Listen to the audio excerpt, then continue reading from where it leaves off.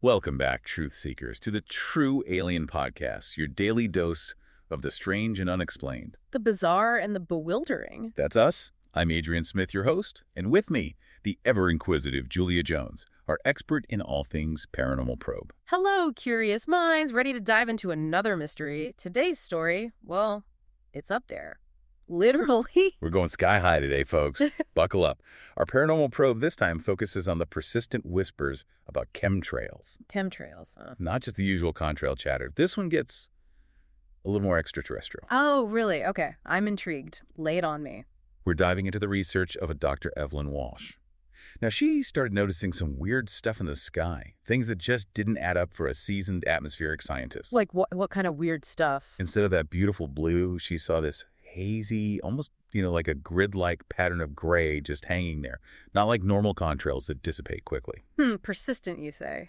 That's interesting. But lots of things can cause atmospheric haze. What made her think it was something more? Well, she started collecting and analyzing these atmospheric particles.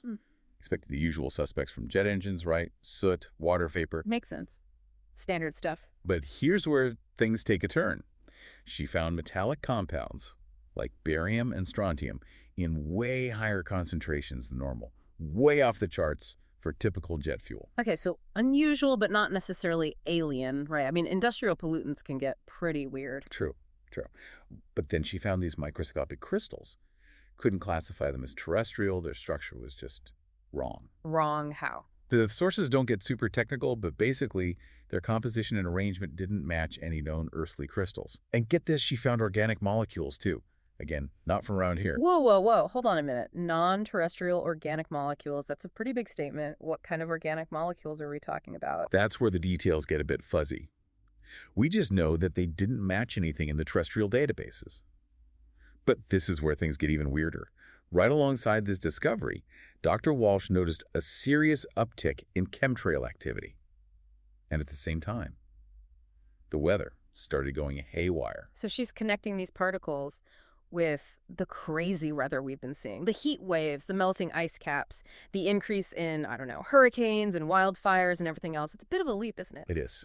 But this is where Dr. Walsh's theory goes from, that's interesting, to hold on to your hats, folks. She started thinking, maybe these chemtrails aren't some top-secret government thing. Maybe they're not about controlling the weather, but something much, much bigger. Bigger like Deller. Like terraforming. Making Earth more suitable, not for us, but for something else, something alien. Terraforming, like in those sci-fi movies where they make Mars more like Earth, but you're saying aliens are terraforming us. Why and how? That's the million-dollar question, isn't it? Her thinking was that those metallic compounds, they weren't random pollution. They were targeted, intentional, meant to shift our atmosphere over time, make it more like, well, wherever these hypothetical aliens are from. And the organic molecules, Yeah. the ones not from Earth.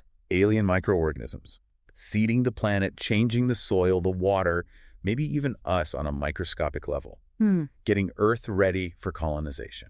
Okay, so the global warming crisis, not our fault, but alien landscaping. That's a wild theory. No kidding, right? Yeah. But it gets even wilder. Think about all the UFO sightings over the years. Yeah. In this context, they take on a whole new meaning. Like, they're not just visitors. Yeah. They're supervisors. Yeah. Checking on the progress of their little terraforming project. Bingo. Now, when Dr. Walsh tried to share her findings, well, the scientific community wasn't exactly buying it. That's understandable. I mean, it's a huge claim, and it goes against a lot of accepted science. You need a mountain of evidence to back up a claim like that. You'd think, right?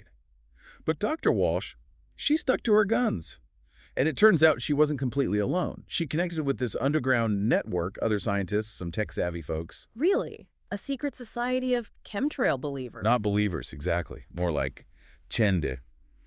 Those who'd also seen things that didn't fit the official narrative. They started pooling their data, comparing notes, and eventually they made a breakthrough.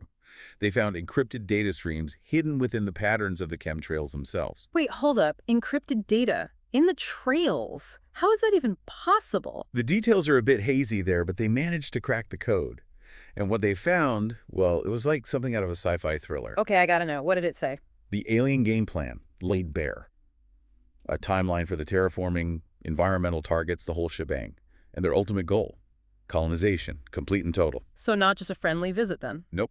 According to this data, these aliens, they're not here for peace and love. They're a parasitic species, driven by expansion, by consumption, and they see Earth as their next meal ticket. A parasitic alien species terraforming Earth to suit their needs and gobbling us up in the process. That's a pretty terrifying thought. It is. And Dr. Walsh and her team, they knew the clock was ticking. This data suggested the terraforming was accelerating, pushing Earth towards a point of no return. They had to do something drastic. But what could they do? Who would believe them? They knew it was a long shot, but they decided to leak everything. The data, the analysis, the whole 9 yards. Sent it out to independent journalists, online platforms, anyone who might listen. So they went full whistleblower. Risky move. What happened? It caused a stir, that's for sure. A lot of confusion, a lot of doubt. But as more information trickled out, as people looked up and saw those persistent trails, saw the weather going crazy. People started to wonder. Exactly. Public pressure mounted, and eventually even governments had to acknowledge something was up. Started their own secret investigations, apparently. Secret investigation. Yeah. And get this, there were leaks from inside, suggesting that some agencies had known about this unusual stuff for decades. A potential cover-up spanning generations. Whoa! So a world on the brink, caught between fear and the possibility of a truth so huge, it's almost impossible to grasp. Dr. Walsh and her team, outcasts 1 minute, potential saviors the next. What a story. It really makes you think, doesn't it? About what we see, about what we believe, about who might be pulling the strings. Right. Are those trails in the sky just harmless contrails, or are they signs of something far more sinister? That's the question, isn't it?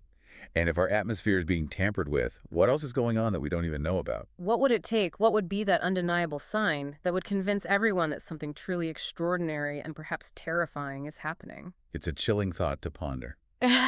Well, folks, that wraps up our paranormal probe for today. Thanks for joining us here on the True Alien Podcast. Keep those eyes on the skies, everyone, and those minds open. We'll see you next time for another deep dive into the unexplained. Until then, stay curious and maybe a little bit skeptical.